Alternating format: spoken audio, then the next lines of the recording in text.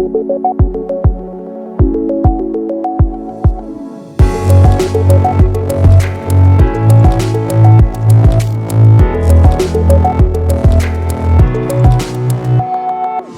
think we just can't be complacent around official development aid these days, and the whole concept of international development.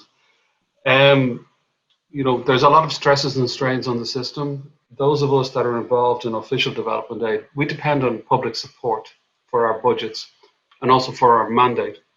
And I think that development education, global education, is at the heart of building and maintaining that public support for what we do. We're about halfway through a development education strategy at the moment that we developed just over 3 years ago, working with partners in civil society and education.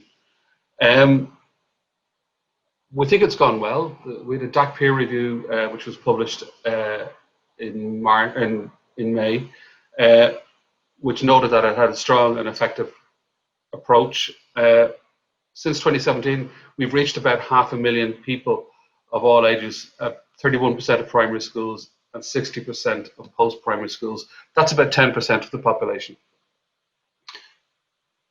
Really good metrics. It also means there's 90% of the population that we haven't had a conversation with. One of the sociological things in the last number of years has been the way in which youth populations, many of whom have come through development education processes with which we have engaged, are now beginning to put pressure on politicians on climate change. And that conversation it's becoming a circular conversation.